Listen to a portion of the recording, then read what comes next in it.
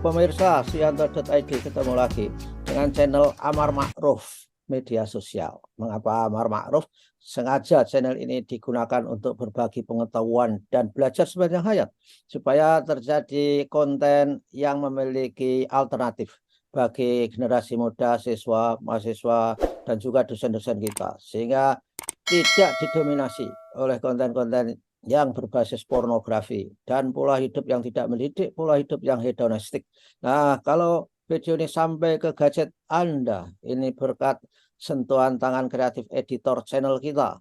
Beliau adalah guru inovatif dan kreatif nasional, Mas Heri Teguh Yono, guru SMP Negeri 2 Karanganyar, Kabupaten Ngawi, Jawa Timur.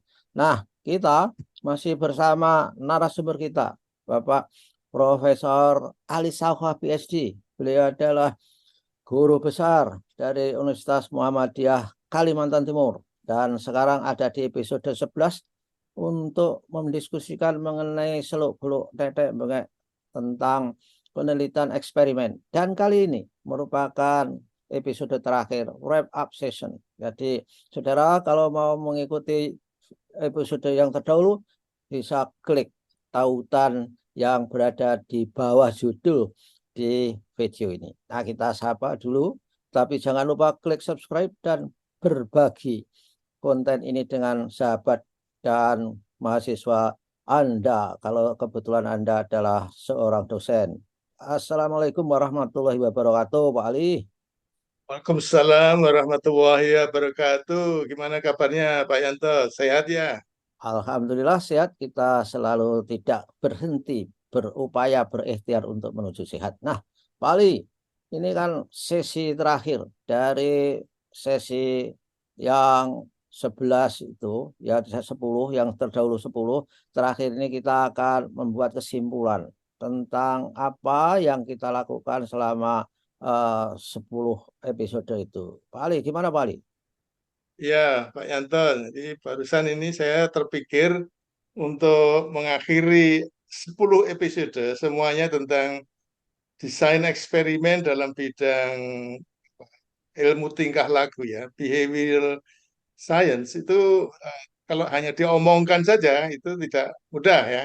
Oleh karena Ya. itu saya siapkan tulisan ya, satu slide saja. Mhm. Diperkenankan nanti saya share screen.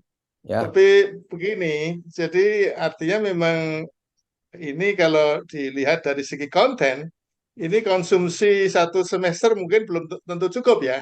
Kalau kalau hanya pengetahuan saja mungkin ya cukup, tapi kalau kemudian juga dilatih bagaimana melakukannya, kemudian membuat desainnya, bagaimana kemudian kalau ada data kemudian dianalisis, ini bisa satu semester. Kalau satu semester itu 4 SKS ini. Jadi Ah, jadi oke. memang harus seringkali dicerna gitu. Oleh karena itu rangkuman yang akan saya sampaikan ini paling tidak memberikan satu clue untuk kemudian ditelusuri kembali.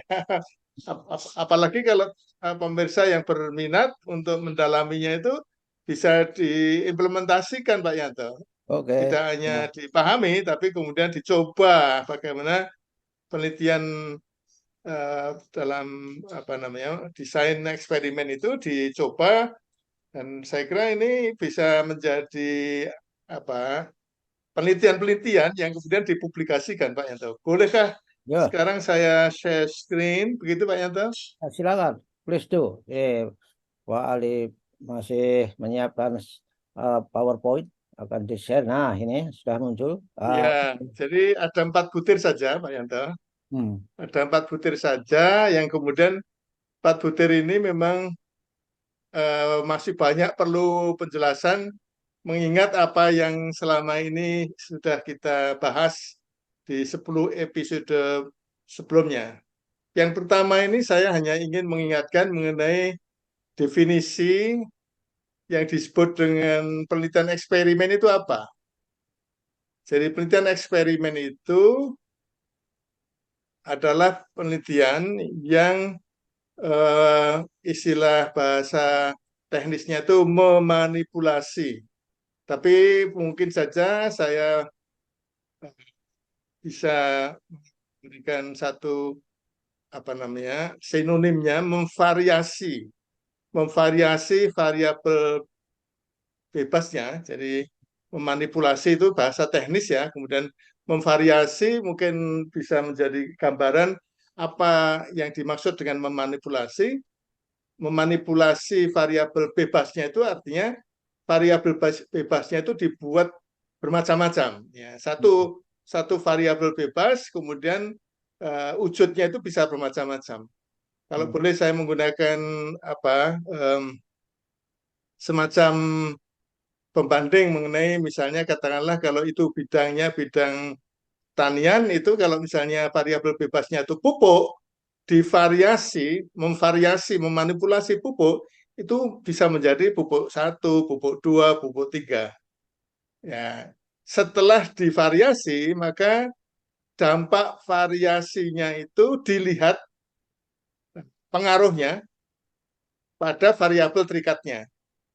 Kalau pupuk tadi berarti variabel terikatnya itu ya panenan barangkali Pak Yanto. Ya, oke. Kalau contoh yang pernah saya gunakan itu misalnya metode mengajar, ya karena ini wilayahnya memang wilayah bidang ilmu perilaku, behavioral science. Kalau kalau apa pertanian itu bukan termasuk variabel apa bukan bidang behavioral science ya.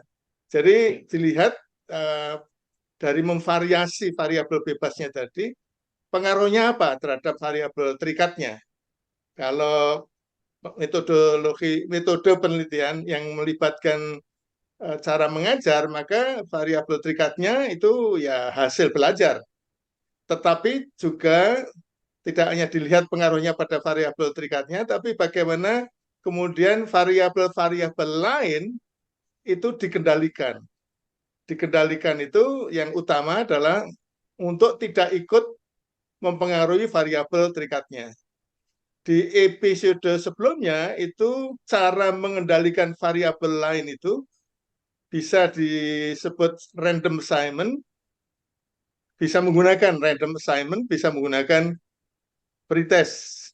Boleh saya stop share untuk menjelaskan Ya, sedikit tentang butir satu ini.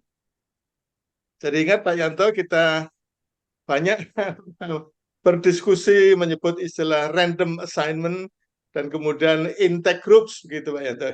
Itu ya. dua cara mengendalikan variabel lain agar tidak ikut mempengaruhi. Kalau menggunakan subjeknya itu dari sekolah, dari kelas, itu yang biasa disebut dengan intake groups, existing groups. Jadi intake itu INTACT ya, bukan INTAKE. Bukan intake tapi intake groups, existing groups. Nah, Hmm. kalau menggunakan existing groups, menggunakan kelompok individu yang sudah tidak bisa diapa-apakan lagi, maka itu kemudian menggunakan pretest. Tapi pretest tidak untuk dibandingkan dengan post-test. Nah, kalau kemudian individunya itu belum uh, di dalam kelompok-kelompok di sekolah, maka mengendalikan variabel lain itu menggunakan yang disebut dengan random assignment. Nah, random assignment ini jangan dikacaukan dengan random sampling. Kalau random sampling itu dalam kaitannya dengan pengambilan sampel dari populasi, sehingga nanti simpulannya diberlakukan pada populasi. Kalau random assignment itu untuk memastikan bahwa individu-individu itu masuk ke kelompok secara acak sehingga tidak ada perbedaan antar kelompok. Gitu Pak Yanto. Ya, ya, ya, ya. Oke. Jadi yang intinya bahwa eksperimen itu semangatnya memang apa filosofinya harus bahwa perubahan suatu perilaku itu akibat dari perlakuan, akibat dari treatment untuk melihat apakah treatment itu bisa mengubah perilaku seseorang. Ya, oke. Lalu berikutnya Oke apa Pak lagi? Yanto, Ya, saya teruskan yang ya, berikutnya ya. oke. Ya, Yang oke. berikut yang berikutnya adalah bahwa variabel lain yang dikendalikan itu eh, bukannya bisa juga bukan dicegah pengaruhnya, tapi justru dilibatkan untuk diamati apakah ikut mempengaruhi atau tidak ikut mempengaruhi variabel terikatnya yang kita kenal dengan istilah variabel moderator. Nah, ini saya kira tidak perlu penjelasan yang apa namanya lebih banyak lagi karena sudah di apa namanya sudah jelas dari rumusan ini hasilnya itu akan menunjukkan apakah variabel bebasnya itu pengaruhnya terhadap variabel terikatnya itu juga dipengaruhi oleh variabel moderator atau tidak. Nah, itu Ya, saja. oke. Begitu Ya, ya. ya ternyata saudara-saudara, saya kira memang rumit ya untuk melakukan eksperimen itu. Walaupun kita itu prinsipnya akan melihat independen variabel terhadap pengaruhnya terhadap dependen, tapi independen variabel itu pun juga masih harus disterilkan dari pengaruh kawan-kawannya. Karena kalau kawan-kawannya mempengaruhi, kawan-kawan dalam secara konseptual mempengaruhi, itu kan mengotori hasil sehingga validitas eksternalnya itu terganggu. Saya kira begitu Pak Ali ya kira-kira. Ya. Ya, tapi yang kedua ini justru ingin mengetahui sebetulnya adakah variabel-variabel lain yang sebetulnya berpotensi juga sebagai variabel bebas begitu. Jadi artinya bisa saja suatu saat desain eksperimen itu melibatkan beberapa variabel bebas secara bersama-sama. Oh ya, Tapi ya. dalam kaitannya dengan butir dua tadi, Hmm. masih coba-coba dulu. Dalam penelitian sebelumnya itu hanya variabel A dan variabel B. Variabel A itu variabel bebasnya, variabel B itu variabel terikatnya. Coba lihat apakah ada variabel lain yang bisa mempengaruhi variabel B-nya dari Ya, selain hanya A. Itu tujuan tujuan butir yang kedua. ya oke, Kalau lanjut Pak Ali, lanjut boleh Pak saya Ali. teruskan dengan yang Ya, ketiga ya. Ini ya, rangkuman Pak Yanto. ya, Jadi ya, oke. detailnya nanti bisa para pemirsa bisa lihat episode sebelumnya. Boleh saya share screen lagi. Pada dasarnya memang eh, variabel lain tadi itu variabel lain tadi bisa berfungsi untuk dicegah begitu. Mhm. Ya, itu yang poin pertama. Yang poin kedua itu justru ingin dilihat apakah itu berpotensi juga berpengaruh pada variabel terikatnya sebagai variabel bebas. Sehingga bisa saja untuk penelitian-penelitian lain nanti itu bisa saja bukan variabel moderator lagi, tapi variabel bebasnya itu lebih dari satu. Nah, Oke. sekarang untuk yang ketiga ini Pak Yanto, untuk penelitian-penelitian apa perilaku, ilmu tingkah laku itu juga bisa dikategorikan yang namanya dampak pada variabel terikatnya itu bisa masih perlu waktu lama. Misalnya katakanlah kompetensi misalnya. Kompetensi kan tidak bisa dibangun hanya dalam waktu 1-2 hari. Ya, jadi itulah yang kemudian butir tiga ini merangkum bahwa variabel lain ada yang sangat sulit dikendalikan. Nah, sangat sulit dikendalikan itu jika variabel terikatnya bersifat jangka panjang. Nah, ini saya kira perlu penjelasan. Saya stop share dulu penjelasannya ini. Saya kira semua orang sudah paham bahwa pada dasarnya kalau melakukan penelitian tentang metode mengajar A dan B misalnya, kemudian yang dijadikan outcome measure, hasil belajarnya itu adalah kompetensi, itu perlu waktu 1 semester, 16 pertemuan. Itulah yang kemudian disebut dengan long term effect. Ya, Nah, oke. variabel lain yang sulit dikendalikan adalah apapun yang dilakukan oleh para peserta di luar sesi-sesi pertemuan eksperimen. Jadi kalau eksperimen katakanlah misalnya 16 pertemuan, itu katakanlah 16 minggu atau 8 minggu, tetapi kemudian dari sesi pertama ke sesi kedua itu kan lama sekali.